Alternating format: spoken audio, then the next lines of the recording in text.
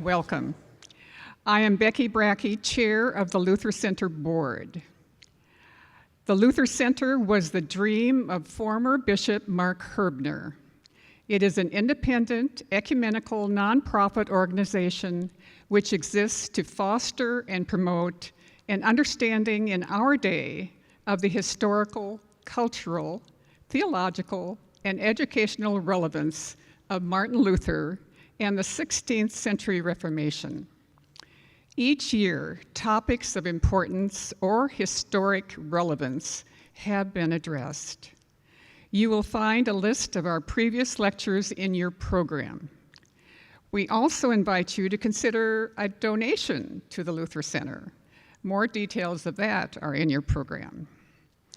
I would like to acknowledge the other members of the Luther Center Board: Andreas Bremer, Carrie Delkey, Paul Jentz, Reverend Dr. Jim Hayner, Dr. David Krause, Jenny Herbener Pickett, the Reverend Dr. Robert Priest, Visha Smith, and Marty Woodling. We are very honored to have Bishop Mark Herbener's widow, Donna Herbener, here with us tonight. Donna, where are you? There she is. There she is. Okay. Welcome. We are so thankful for the generous hospitality of the staff here at King of Glory, under the leadership of Senior Pastor Kenny Dixon and Associate Pastor Kirsten Wee. I know they would like me to remind you that you are welcome at King of Glory. The worship service is at 10:15 on Sundays. Pickleball is on Thursdays. This lecture and discussion is being video recorded. It is hoped that the edited version of this event will be a valued resource. Reverend Hader's remarks will be followed by a time for questions. Please write your questions very legibly on the white card. They will be picked up by the ushers. Visha Smith will moderate the Q&A. Now, Jenny Herbener Pickett will introduce our speaker. Jenny.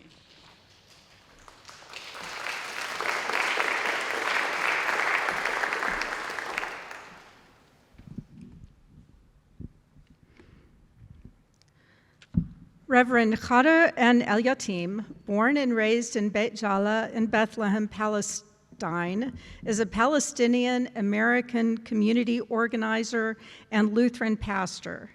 He has been deeply involved in various community and religious activities. He holds a Master of Divinity from the Lutheran Theological Seminary in Philadelphia and a bachelor's degree from the Evangelical Theological Seminary in Cairo, Egypt. Reverend El-Yateem served as the assistant to the bishop and the director for Evangelical Mission in the Florida Bahamas Synod. And as of March 18, 2024, he has been appointed the executive director for Service and Justice with the ELCA. He has spoken at length about his commitment to service and the value of civic engagement as a tool to share the good news. Of his appointment as executive director of ELCA Service and Justice, he said, "My deep faith commitment is to help advance the mission of our church in making disciples and loving and serving our neighbor. We as the ELCA are uniquely positioned and called to make a difference in this broken world, both locally and globally." He and his wife, Grace, have 4 children, Rowan, Jeanette, Naeem, and Isabel. Pastor El-Yateem, welcome. We are so happy to have you here with us tonight.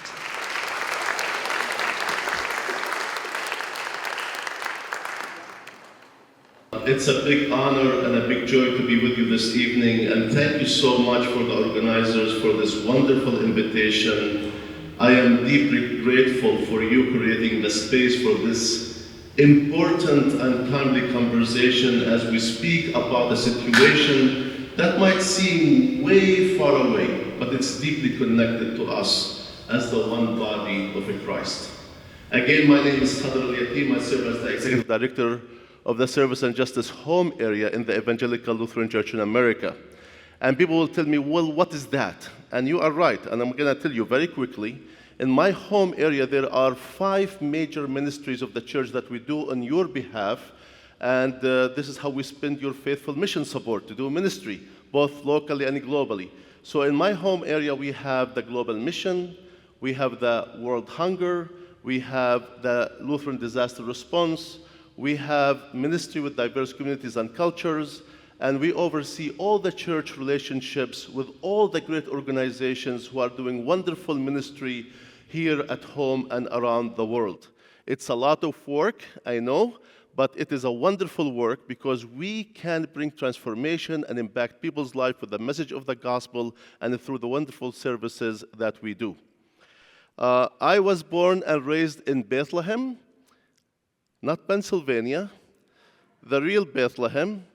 And I always say that Jesus actually is my cousin, but on my mother's side, because that's the good side of the family. And people say, why did you come to America? And I say, because the ELCA, the Evangelical Lutheran Church in America, came to Palestine and recruited me to come to the US to be a missionary. So I am a missionary from the Holy Land to the US, which is a wonderful thing. And I finished my master's degree in Philadelphia. Then I went to Brooklyn, New York to start my first congregation. And I went to Salem Danish Evangelical Lutheran Church. So tonight, if you are wondering about my accent, it's Danish. Well, anyway, so I'm trying to get all the jokes out so we can get to the real thing. But wonderful ministry that happened there, mainly reaching out to the Arab and Middle Eastern community. And then I went to Florida to serve assistant to the Bishop, Director for Evangelical Mission, and now I serve in this capacity as the Executive Director. I want to make 2 things about tonight. Tonight, my job is not to come here to make you be pro or against. I don't want you to be pro-Palestinian against Israelis or pro-Israelis against the Palestinians. My objective here tonight to make you be pro-peace, pro-justice, because I deeply believe that everyone who is created in the image of God deserves dignity and respect.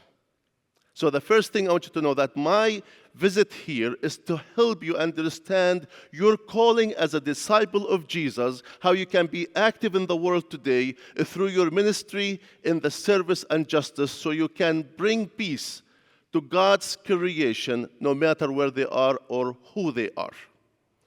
The second thing I want to make very clear, that this message about who is my neighbor is a very difficult message, and it's not an easy message. It's actually very complex in the reality of our polarized world today. And that polarization is impacting our Christian message, impacting our role in the world. And if Jesus said about us that we are the salt of the earth, we are the light of the world, then we have to be what Jesus has called us to be. So we are to bring reason, to bring hope, to bring justice, to bring faith, to bring reconciliation as the salt of the earth. We are called to be the difference makers in the world today. And if we don't live into that discipleship, then our neighbors will suffer the most. I am a strong believer that God, through the act of Jesus on the cross, have set me to be free, liberated me from the bondage of sin, and made me free. In that freedom, that I am called to love and serve my neighbor, not out of obligation or fear or anything else, but because I've been liberated, I've been set free, that I am able to love and care for my neighbor. And this is our beautiful church that is deeply committed to the work of justice and peace. A church that calls us to be active in society, to be Christ's witness in the society, to be the advocates, so God can speak in us and through us so that we can be the channels of these rivers of mercy that can flow out of us to all of God's creation. The Evangelical Lutheran Church in America created a program called Peace Not Walls. Did anybody of you hear about this program, Peace Not Walls? Look, all the people with their hands are pastors. We need to do a better job. We need our members to know about these ministries. The ELCA created Peace Not Walls for engagement for peace and justice in Israel and Palestine.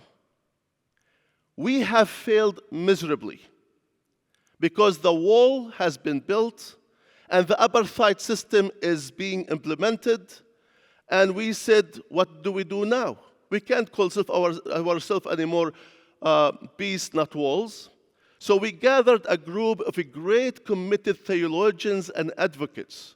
And we said to them, please help us to be more relative, to continue to be a voice for justice and peace in Palestine and Israel. So they got together and they presented to us something called Sumud, S-U-M-U-D. Sumud is an Arabic word that means steadfastness,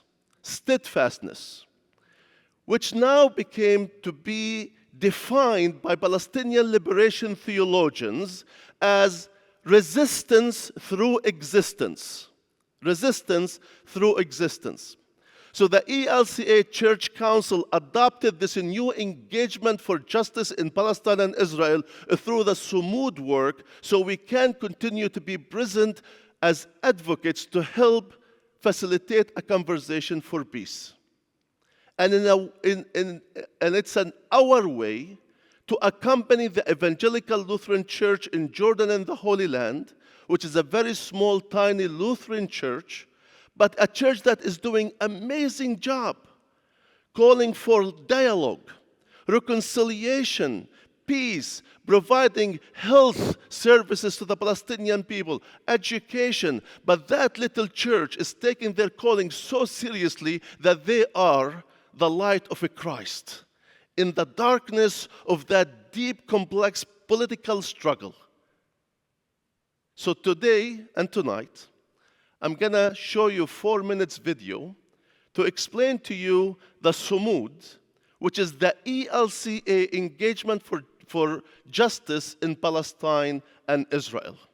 And that will be kind of a foundation to the rest of my presentation. So, enjoy. Dear friends in Christ and the ELCA, greetings from Christmas Lutheran Church in Bethlehem. I'm excited to introduce to you Sumud for Justice in Palestine and Israel. This new initiative of the ELCA is focused on accompaniment, awareness raising, and advocacy for justice in the Holy Land. For more than 75 years, Palestinians in the Holy Land have been living under laws that make them at best second-class citizens, and at worst live behind walls and checkpoints that make it nearly impossible for them to live their daily lives with dignity and human rights. People are always asking, how can you keep going? How can you still believe, or how can you hope? And all this is answered with one word, Sumud. Sumud is an Arabic word that means steadfastness or resilience.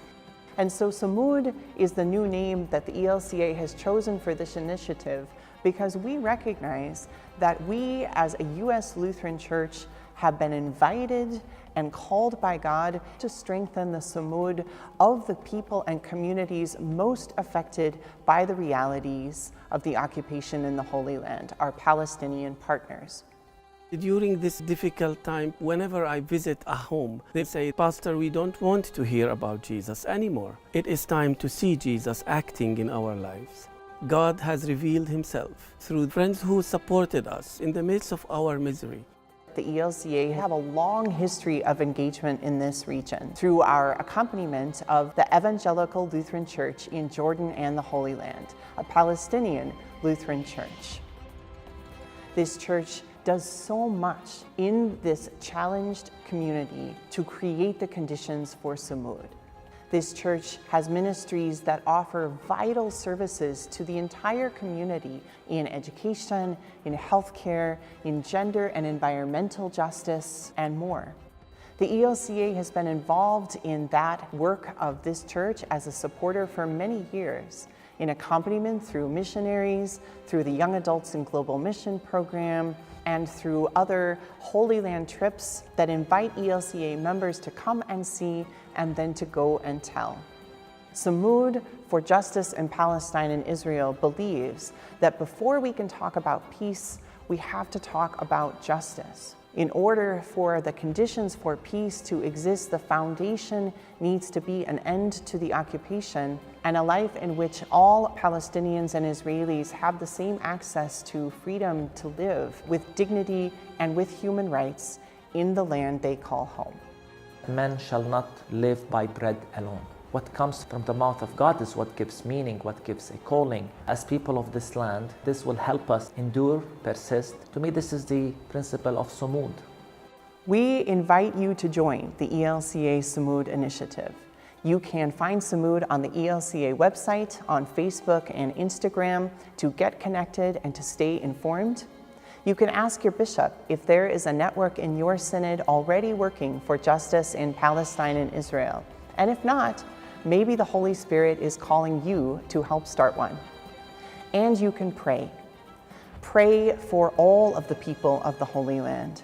Pray for the Samud of our Palestinian Christian siblings as they continue to live and work for life and for justice here. And pray that that justice can become a reality and a foundation for peace for all Palestinians and Israelis. We hope that you will join us.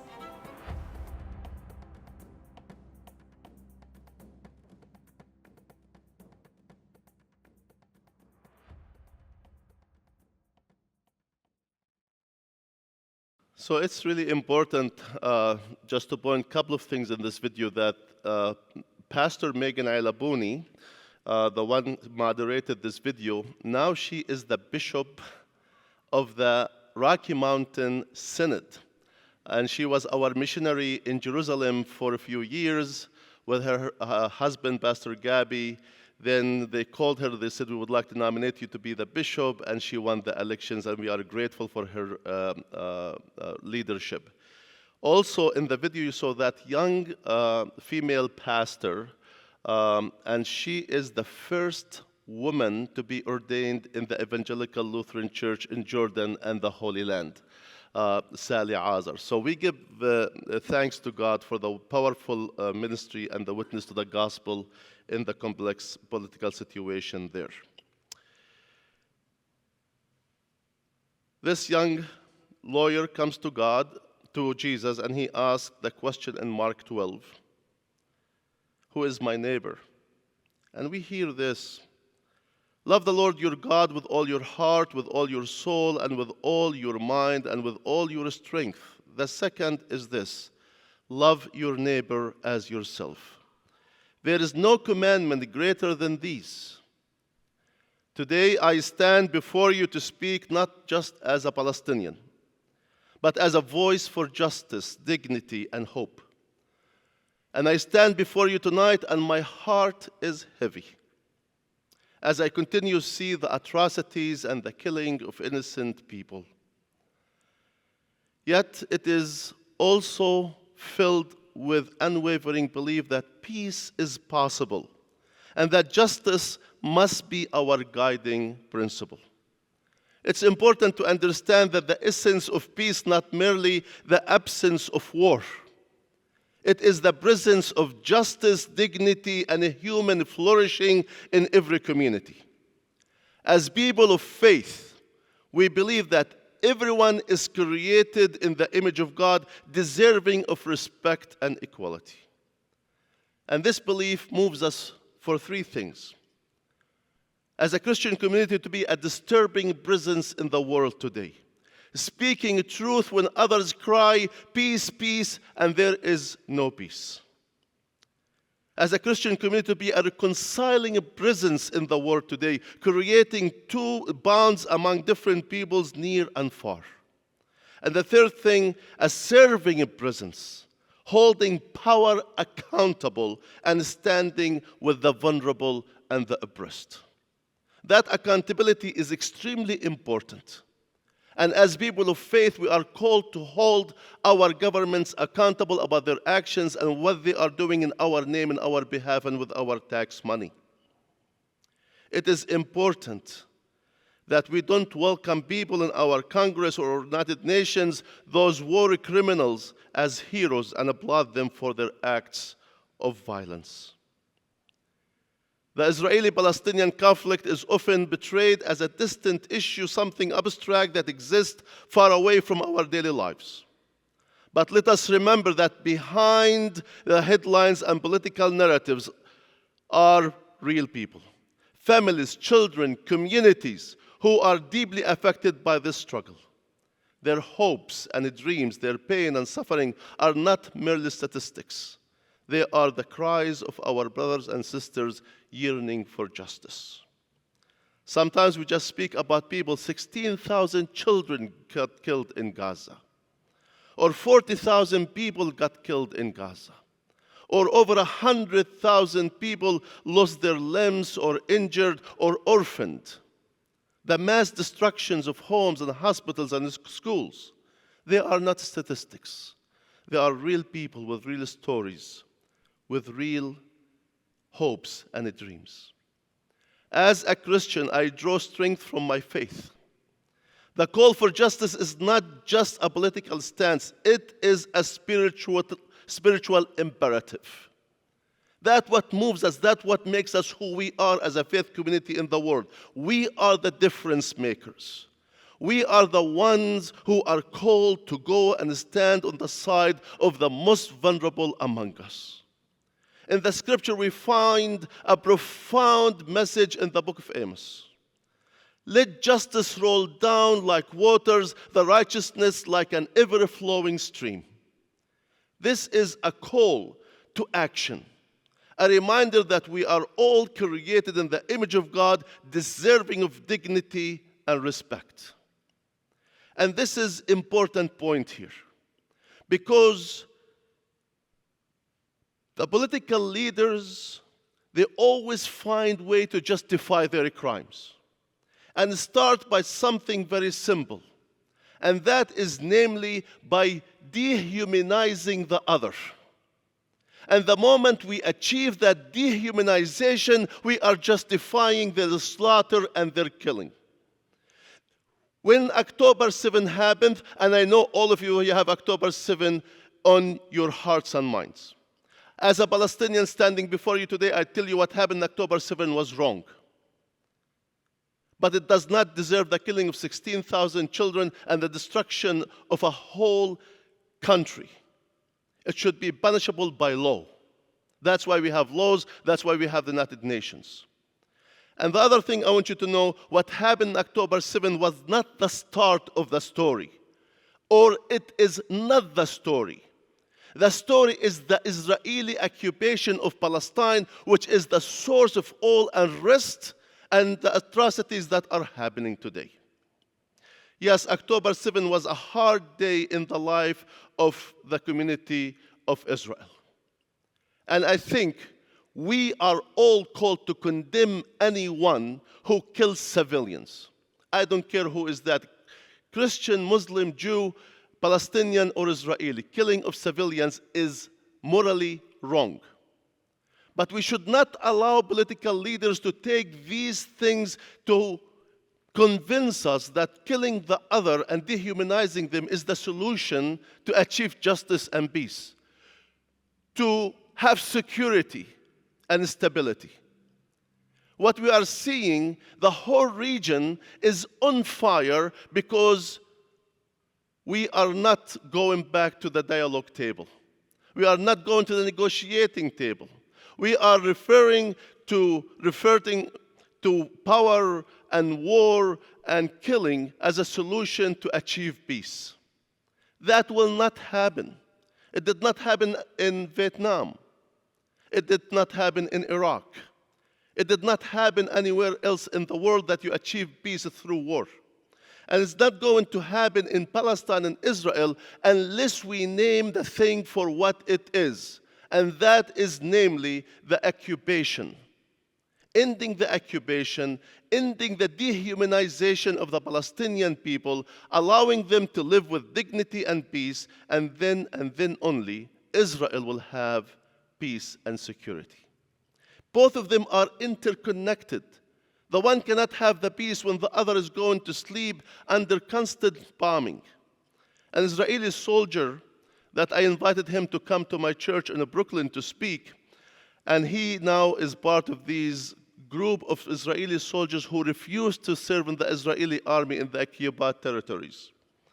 And he said, I couldn't sleep at night because I lived in an area that was 1 mile away from where I was deployed to serve.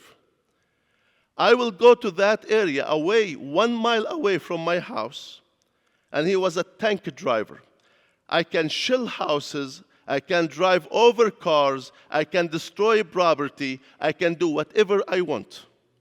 I finish my shift, I jump into my car, I drive 1 mile away to get to my house, and I have to obey a traffic light. I want you to understand that when we talk about the Holy Land, when we talk about Palestine and Israel, it's really a very small piece of land. Imagine in New Jersey, for example. It's the same exact size of New Jersey. Or if you look at this map, you see that red Palestinian map within the Texas. That is the size of Palestine. That is the size of Palestine, Israel.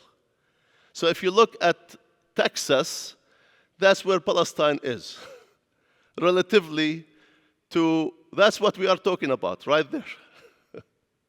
Very small land with 2 people living on it with constant war. And I believe peace is possible.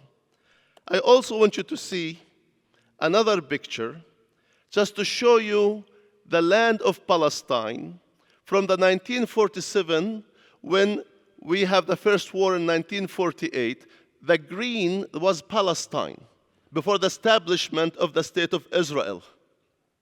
Before the establishment of the State of Israel in 1947, that's how Palestine looked. Then after the war in 1948, that's how Palestine looked in the second picture right here. The third picture you see in the war that happens in 1967, and you can see how much Israel took more land, and Palestine is the green spot right there. Today, Palestine is really these small green spots that you see, and the rest is Israel.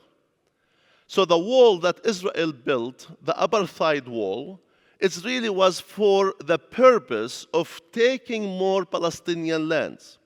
And if you wonder where Gaza is, you see that little piece right there, that is Gaza.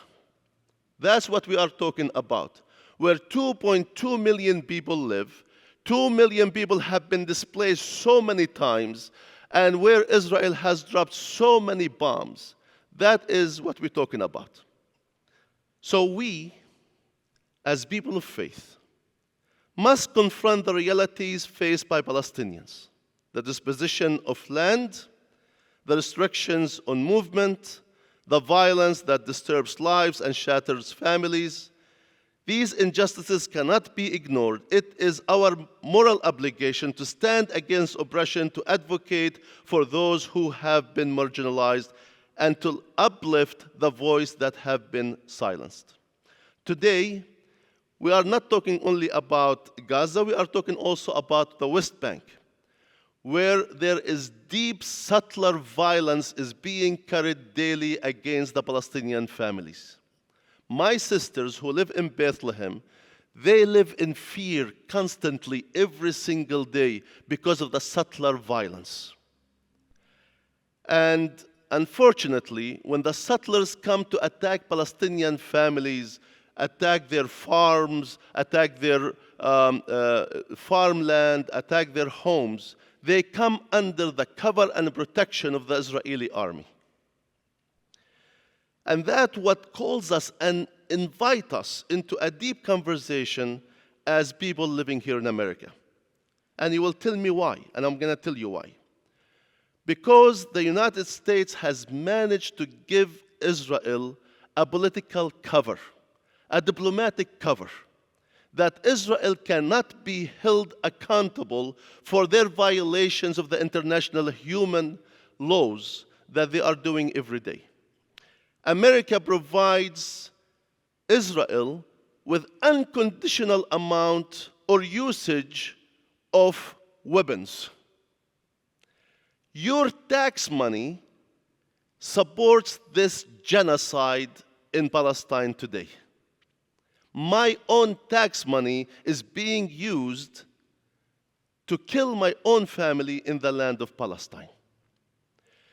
That's why for us as the church, we have to raise our voices and speak to our elected officials that the use of our money, the use of weapons, the political coverage for Israel has to stop.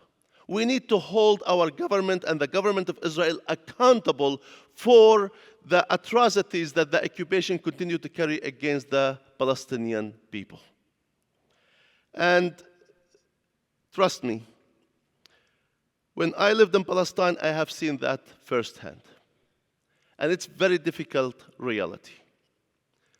Let me ask you a question. There is some people might know the answer to this because I spoke this at lunch. Do you know how many times the United States used the veto power at the United Nations to defeat resolutions against Israel?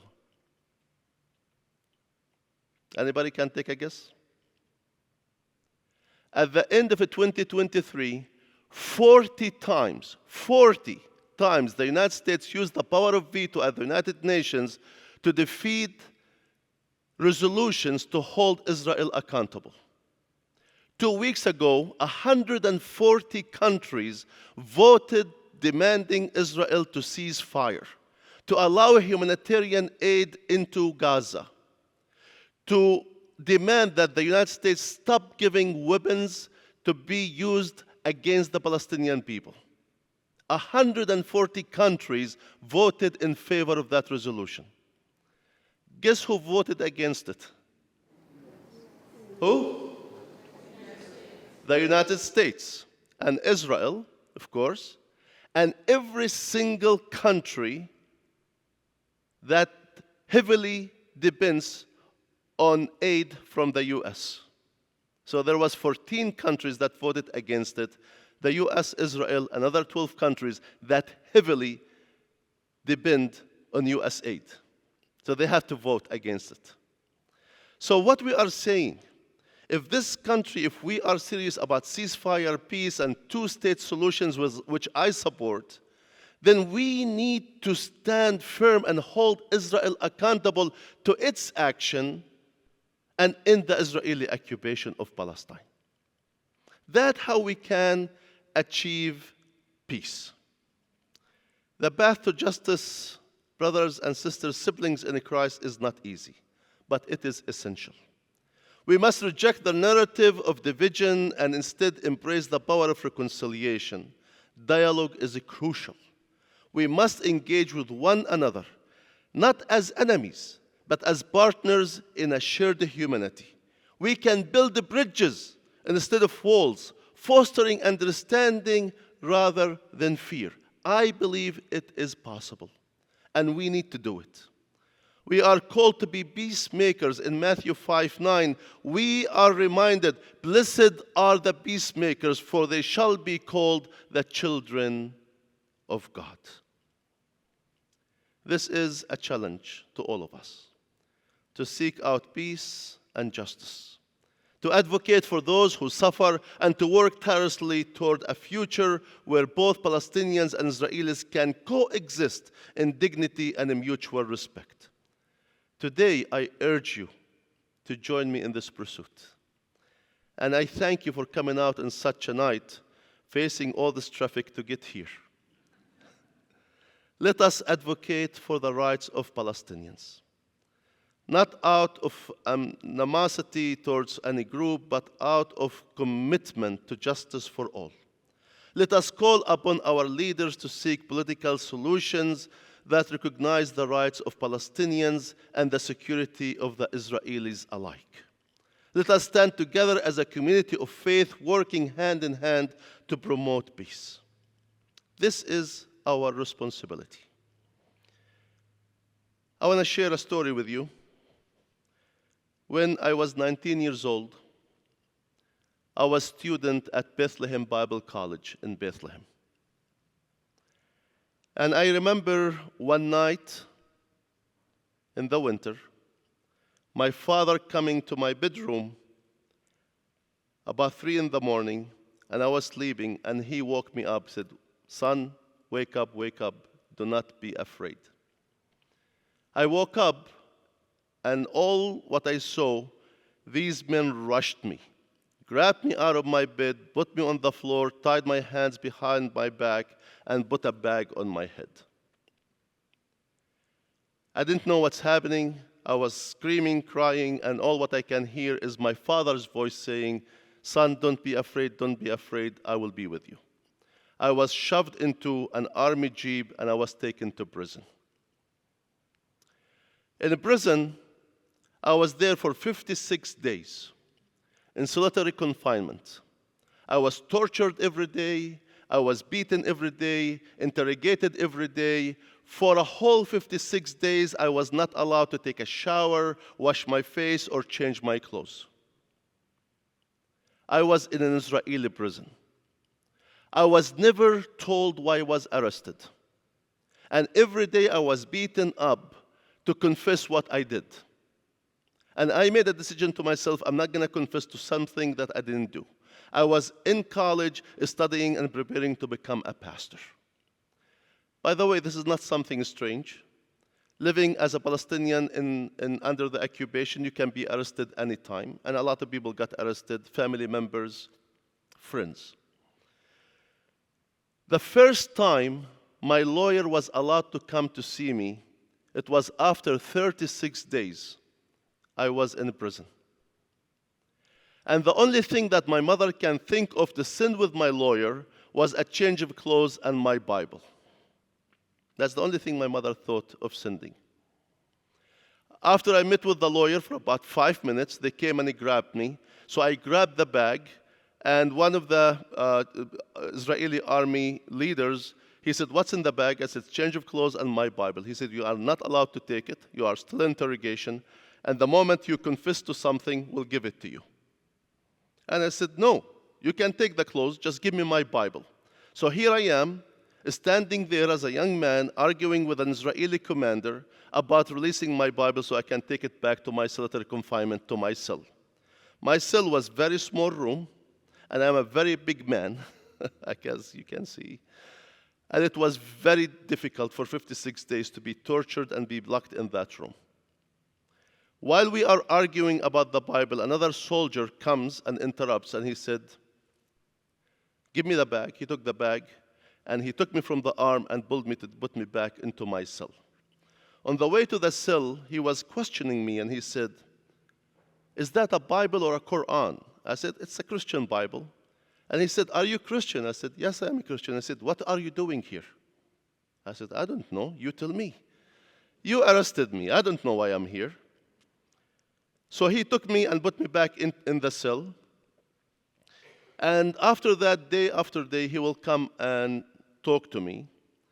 One of the things that he will do, he will come take me out of my cell so I can help him distribute the trays to the other cells. And that was kind of nice, that you get out of the cell and get to move around. And he started showing some friendship, which scared me a lot. In a prison where somebody trying to do that, they're trying to gain your sympathy and trust, so they might to confess to something. So I was really afraid. I was terrified. I was really scared. And I started praying to God, "God, why this is happening in my life? Who this person is?" During that time in the interrogation, I was hit in the back of my head, and I was very badly bleeding that they ended up transferring me to a military hospital, Israeli military hospital, and I received stitches. That night, I was in the cell, and I prayed to God. And that night he came to me and he said, "How you doing? I feeling? I heard you were hurt." I said, "I'm okay, I'm fine." I went back into my knees. I said to God, "God, if this is your angel for me in the prison, I need to know. And I need a sign." I know for us Lutherans, speaking about signs scares us, but it was real for me. There was an Israeli chocolate that I loved a lot. So I said to God, if this is your angel for me in the prison, have him bring me this piece of chocolate. The next night, I was still recovering from being beaten in the interrogation. I was not allowed to brush my teeth, so the blood was coming into my mouth. About 2 a.m, I hear a knock on the door of the cell. The door sill has a very small hole like this, where they come and look, see what you are doing. And I go to the door, and it was that soldier. And he said, "Listen, I just finished my dinner. And I know you've been bleeding and you're not feeling well, but I brought you this piece of chocolate." And he passed that piece of chocolate from that little hole in the door of the cell. At that time, I lost everything. And I started crying hysterically. And he can hear me crying, and he said, "What's wrong?" I couldn't say a word. So he opened the door to the cell. And he said, "Tell me, why are you crying?" And I said, "Well, I prayed to God that if you are his angels for me in the prison, that you'll bring me this piece of chocolate. And here you are." He started crying.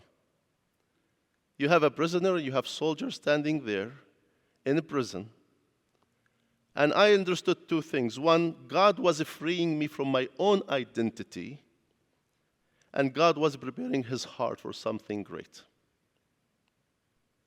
When we say to love our neighbor, sometimes our own identity stands in the way.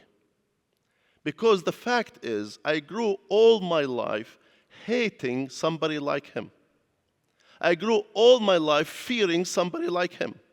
I grew all my life planning how I can get rid of somebody like him. And here we are standing together at the door of the cell crying. And he said, "Listen, I looked in the computer, you are okay, stay strong, and you will be going home."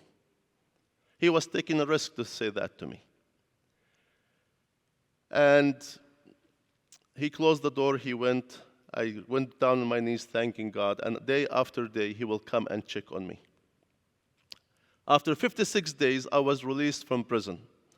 Now, I told you, I don't know why I was arrested, and I have no damn idea why we are in the church.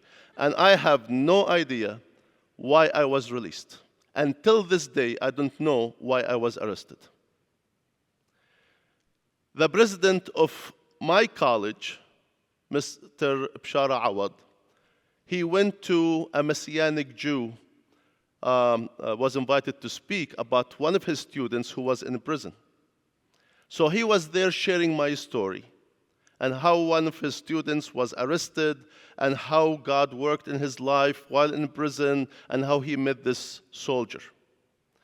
He finished and he sat down. When he sat down, this young man stood up and he said, "I am that soldier."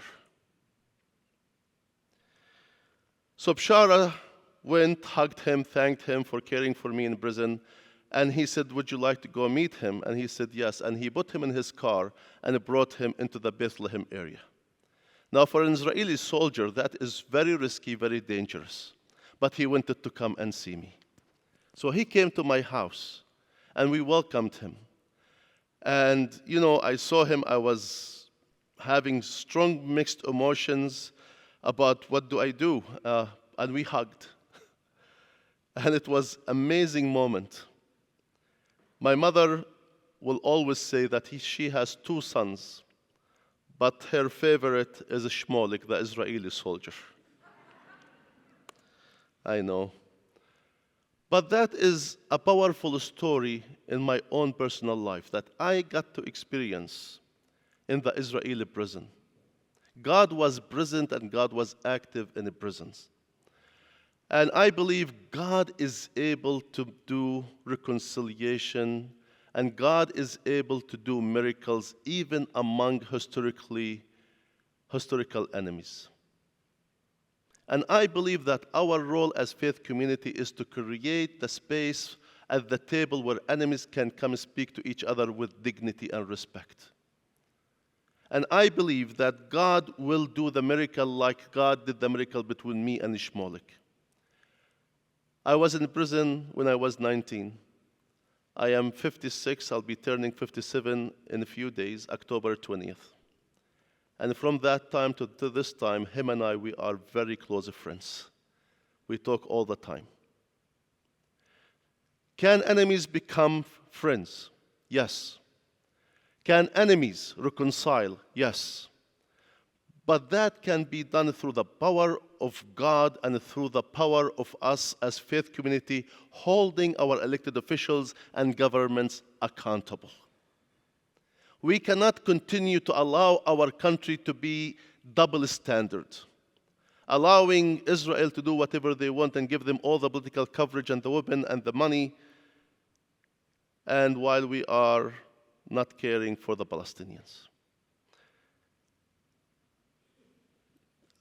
I know we are going out of time, but I need to say a few more things, if you will allow me, please. Is that okay?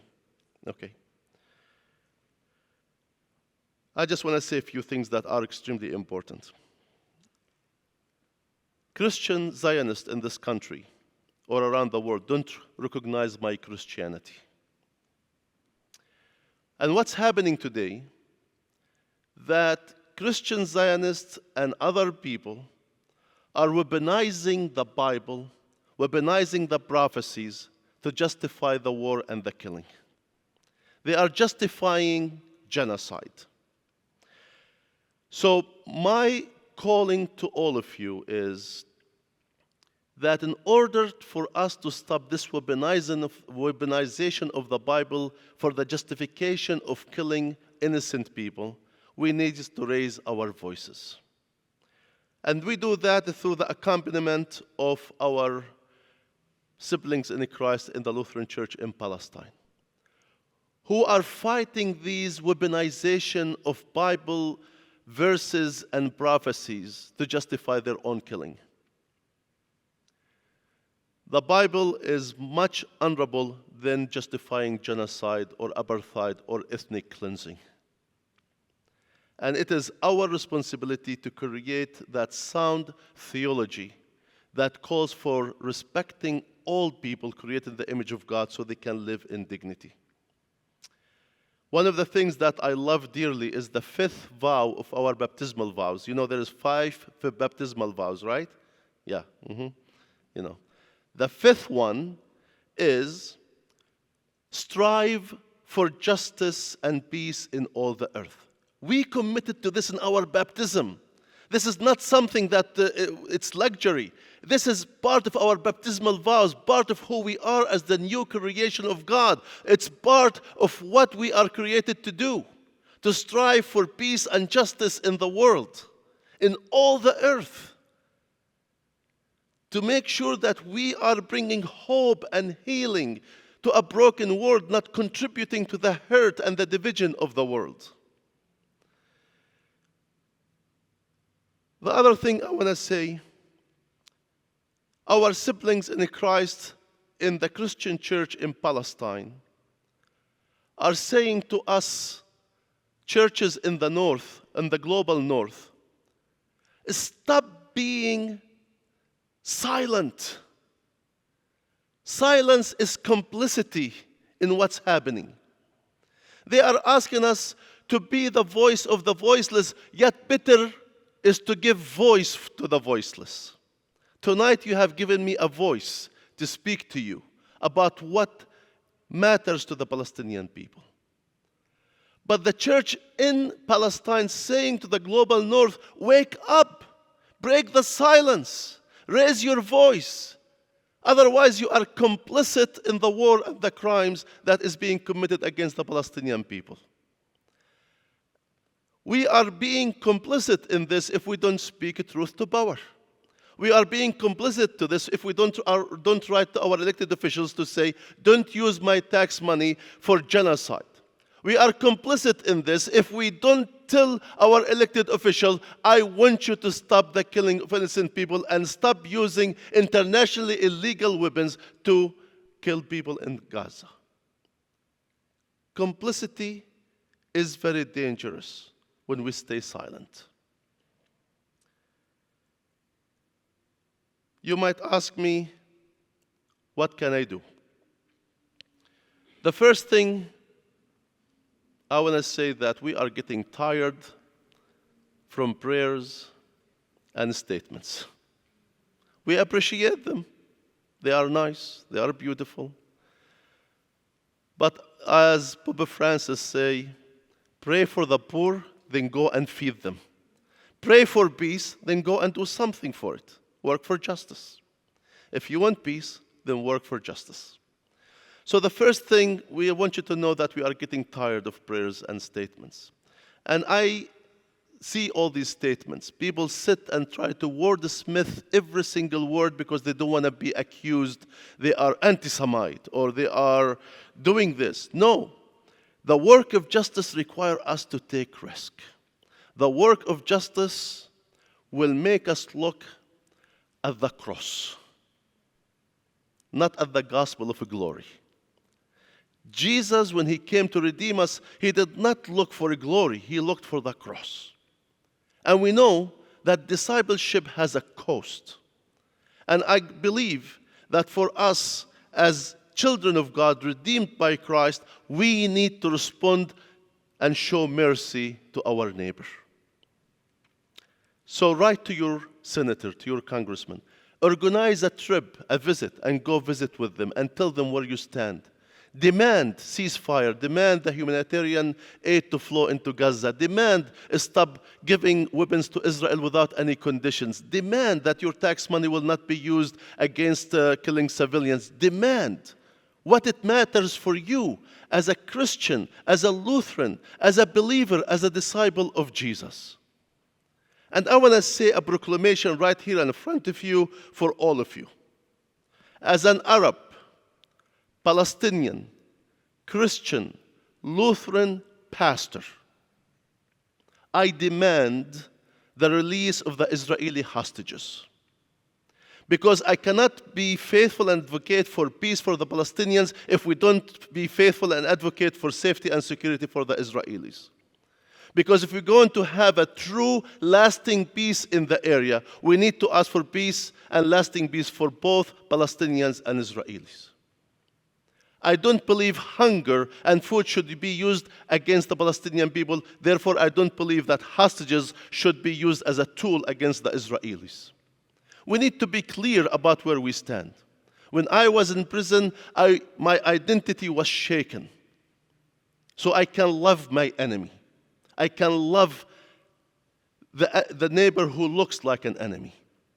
And our identity tonight, if it's not shaken, then we're not going to be able to be difference makers in the world. Jesus is calling us to go the second mile. Jesus is calling us to love our neighbor no matter who that neighbor is. My neighbor was in the image of an enemy that I was learning to hate. I saw that as the source of all my fear, my agony, and everything that is happening wrong in my life. But God told me that I need to love my enemy, because that is the greatest commandment in the Bible.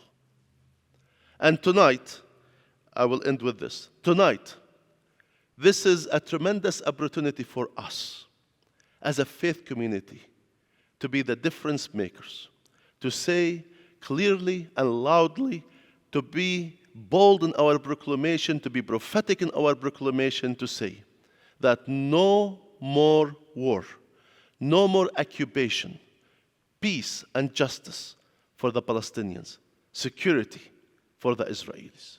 Thank you very much.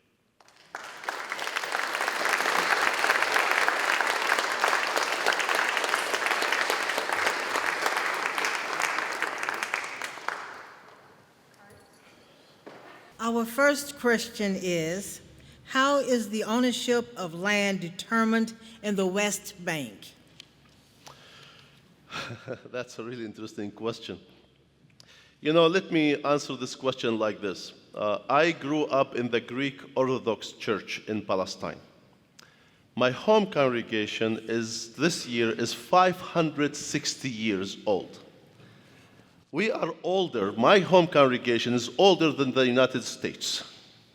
My family existed in that congregation, and we can go back for almost 27 generations.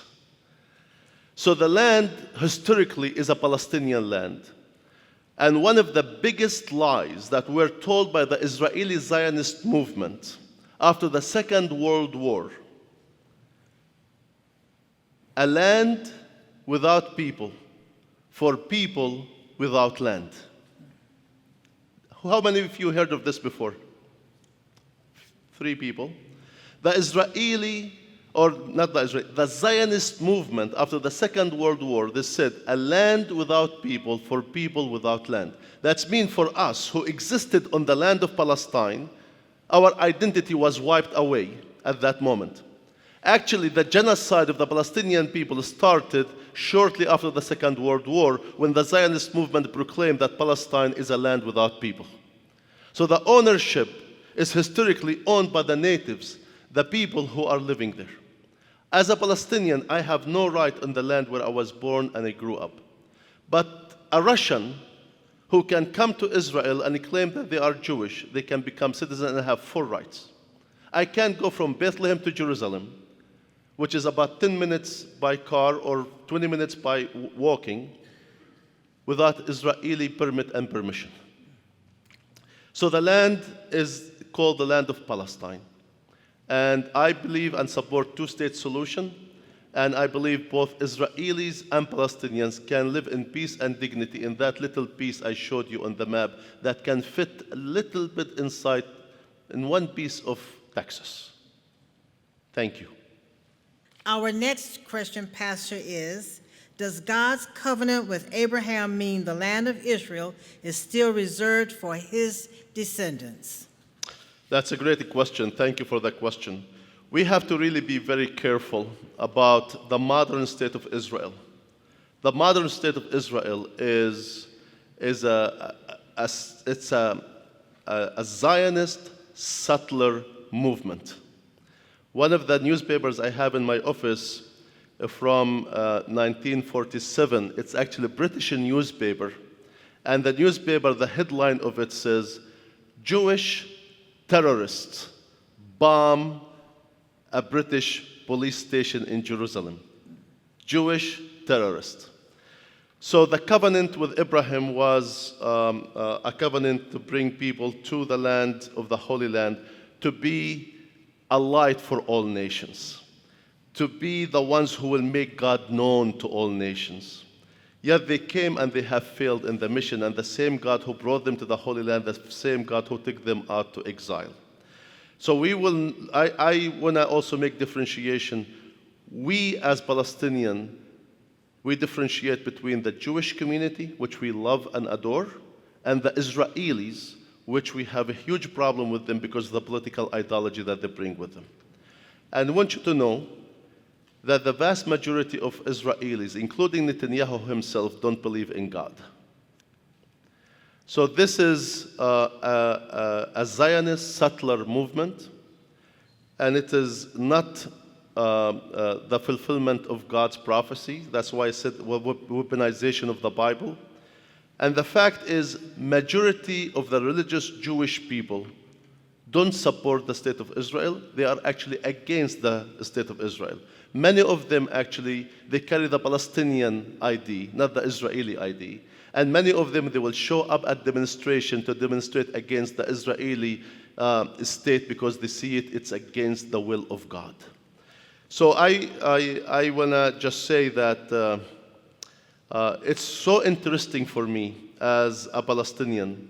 If you see all the countries that are supporting Israel, from the US to Canada, England, Germany, to France, all these countries have settler history. They have settler movement in them. The only country that is supporting Palestine is South Africa. Why? Because they fought apartheid, they fought genocide, they fought ethnic cleansing.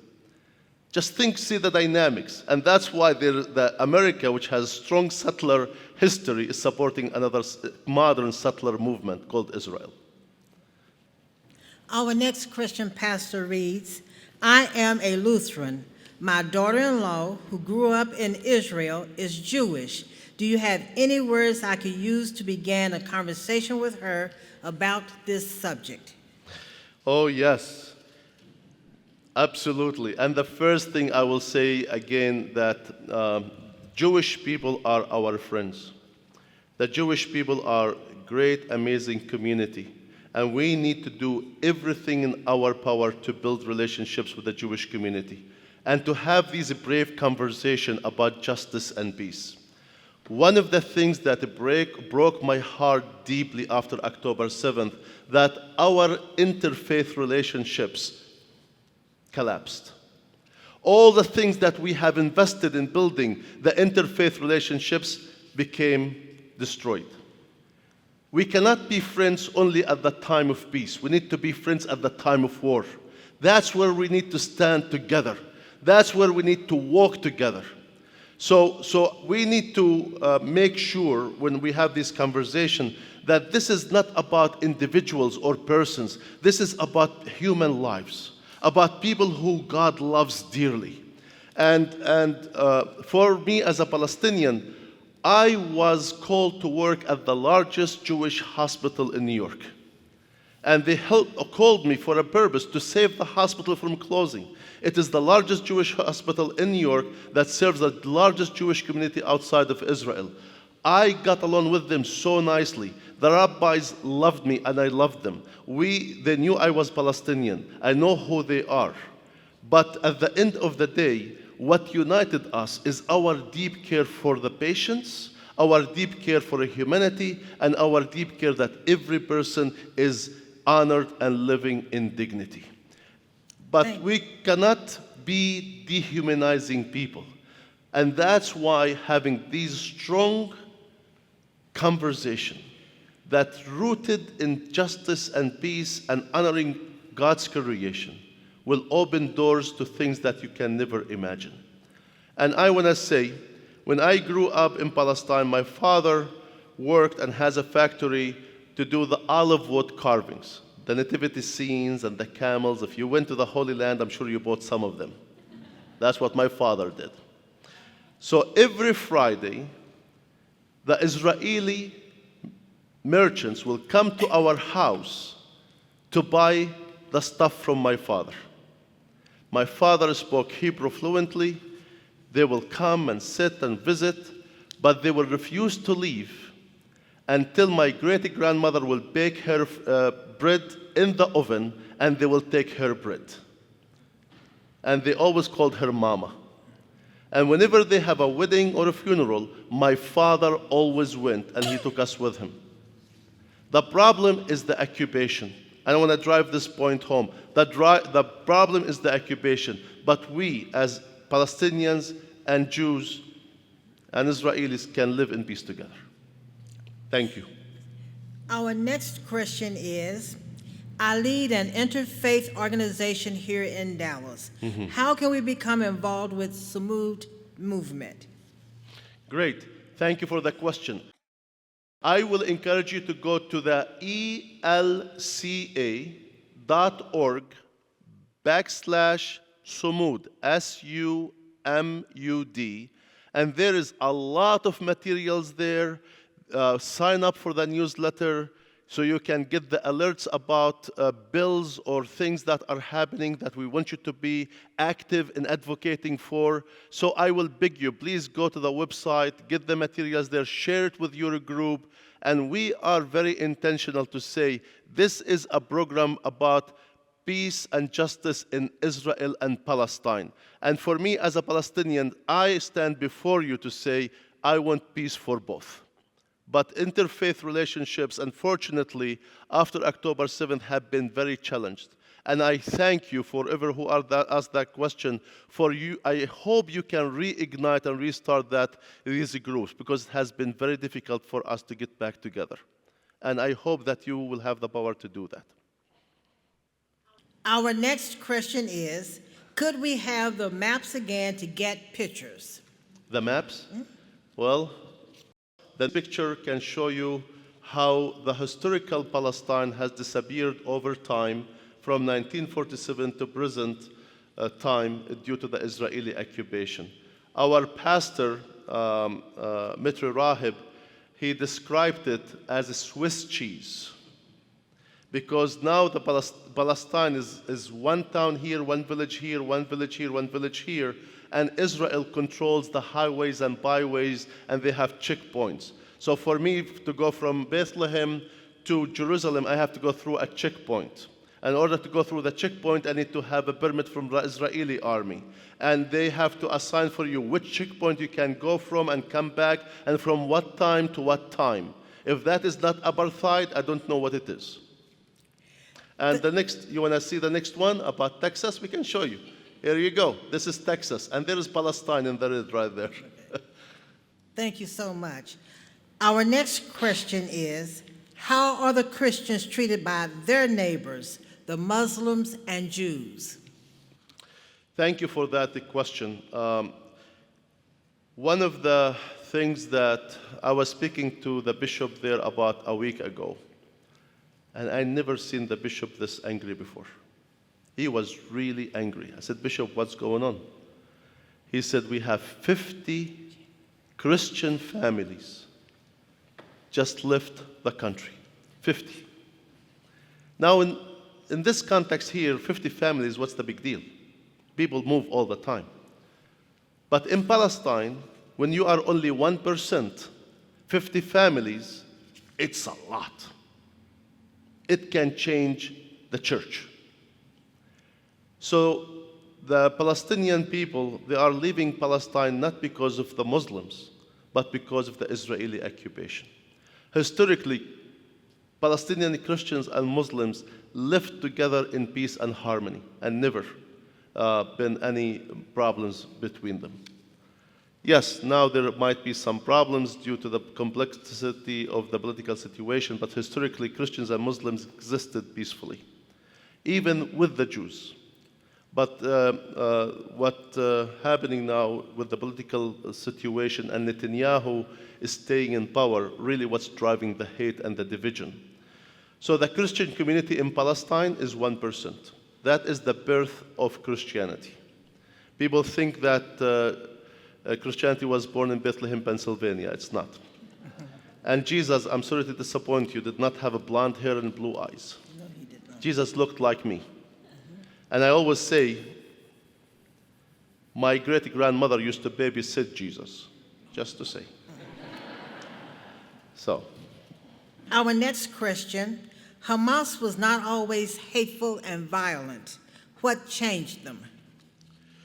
Well, let's first start that Hamas started in 1987. Hamas adopted a political ideology that did not even recognize the existence of Israel. But we need to understand that Hamas also was not accepted by all the Palestinian people when they appeared, because the establishment of Hamas was actually been created by Israel itself. And the whole objective behind Hamas was that Hamas and the PLO, the Palestinian Liberation Authority, they will fight each other, they will destroy each other, and not to bother Israel. Netanyahu himself was part of financing Hamas by going to the Arab Gulf countries and finding money for them. You can Google this, you can read it on the internet, it's not something that I'm bringing from home. And Israel really was a driving force for the establishment of Hamas until they lost control and Hamas turned against them. Does that remind you of something? Does it remind you of Osama bin Laden in Afghanistan, where the US financed him, it trained him, equipped him, gave him everything, then he turned against the US. These Muslim political ideologies is very hard to control. And when you see Anwar Sadat, after many, many years, Anwar Sadat in Egypt, he created the Brotherhood, the Muslim Brotherhood, financed them, trained them, put them in power, and they were the ones who assassinated him. Our pastor, Mitri Rahib, wrote a book called Bethlehem Besieged. And in his book, he wrote something that is really critical, and we need you to hear it. He said, our young people don't have hope living, but they have hope dying. And when you take people's hope away, and there is nothing else to live for, they can do anything. And that is the power of these Muslim militant groups, to go recruit young people and turn them into suicide bombers because they have no more hope of anything to live for. But when you die, you have hope. You go to heaven, you have everything that is missing on earth is available in heaven. And that's what Israel is doing, is killing the hope of the Palestinian people, where violence becomes the way of life. And I think we have a responsibility to hold Israel accountable for its action, for killing hope, for killing any hope for justice or reconciliation. Our next question, who will represent the Palestinians at a peace table? Well, the Palestinians have a Palestinian leadership that has been marginalized by Israel. Their feet has been cut from underneath them. The Palestinian people, they have elected officials. They have the Palestinian Authority, which is recognized by the United Nations. They are an observer at the United Nations. They have been on the table.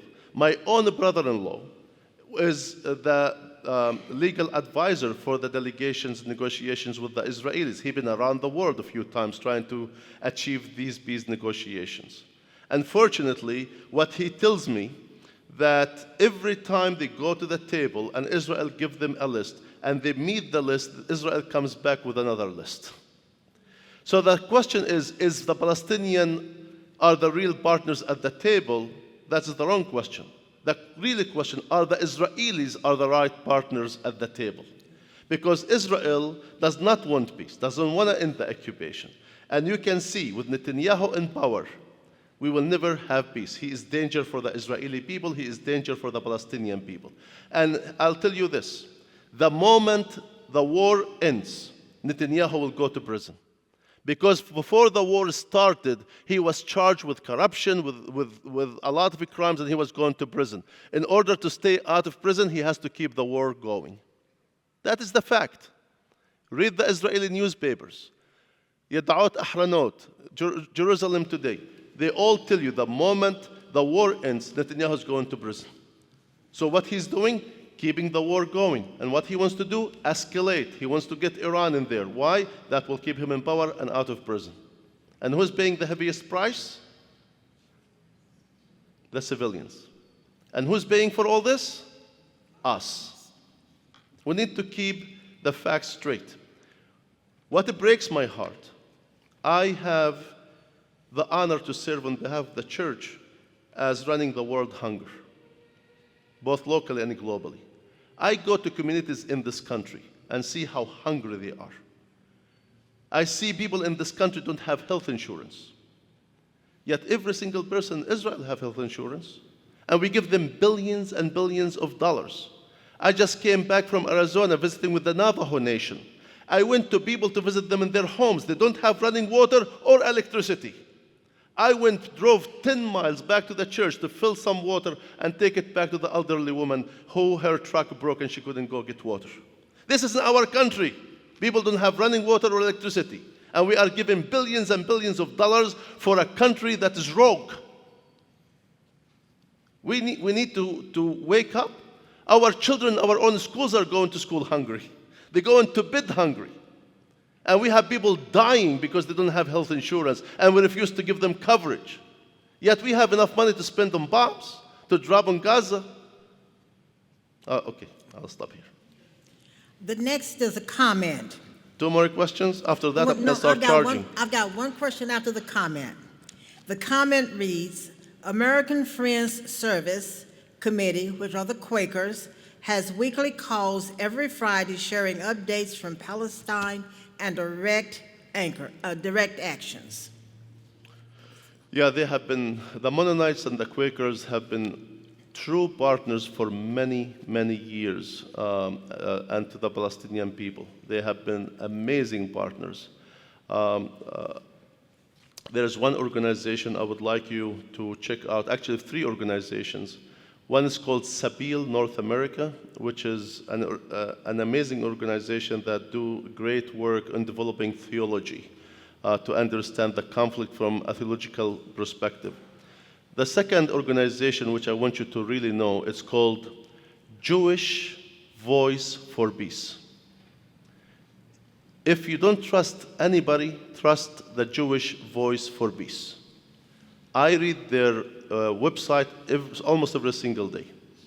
It's the most credible that I like to encourage every one of you to go to their page and like it. Jewish Voice for Peace.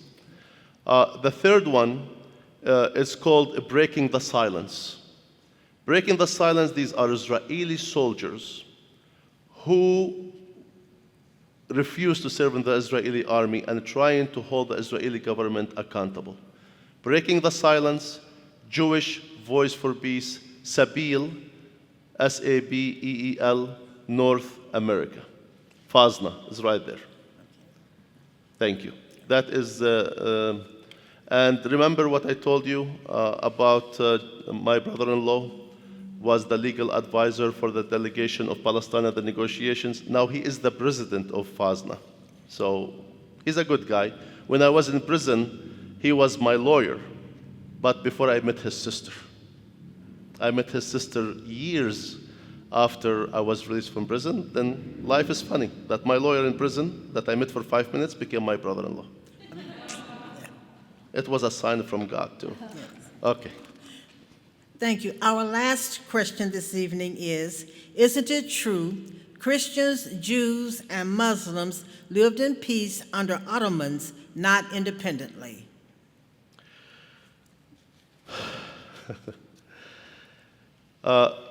Before the establishment of the State of Israel, Christians, Muslims, and Jews lived peacefully together.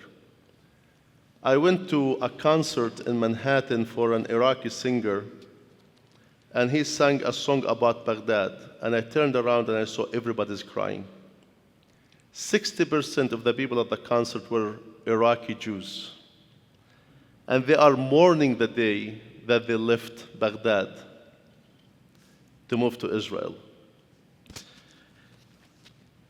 I want you to understand that the Jewish people lived in the Arab countries and thrived.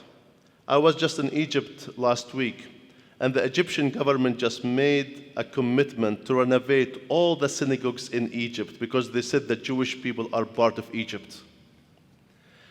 What happened when the Zionist settler movement wanted to establish the State of Israel, they start carrying out acts of violence and terrorism. From bombing to killing, which made the Jewish people get afraid and move to Israel. One of the things also I want you to know about the Yemeni community. When they came and they moved them to Israel, they start kidnapping their children, so they are raised by the Zionist movement, and many of the women were sterilized because they said that is not a race that we want to grow in Israel. So that establishment of the State of Israel, it really was a horrific start. From bombing, from killing, and just Google the word Haganah, which is the terrorist group that was establishing the State of Israel. The Haganah. Google it and see the terrifying things that they have done to establish the State of Israel. So in conclusion, until Becky comes here, I just want to take a minute to say thank you so much for coming out tonight, and thank you for allowing me the opportunity to speak. More importantly, I hope and I pray that you will leave this place and you have in your heart the commitment that you might sit at your desk or your computer and write a letter or make a phone call to your elected official to say, I need you to stop the war. I want you to support ceasefire. I want you to support the flow of humanitarian aid. humanitarian aid into Gaza. I want you to support this two-state solution. I want you to support the end of the Israeli occupation. I want you to do whatever you can do in your power to release the Israeli hostages. This is a commitment for all of us. And if we don't walk away from this place motivated for peace, then all of us are in trouble. But I know you are people of faith, of good conscience, and therefore I believe in you as God himself believes in you. Thank you.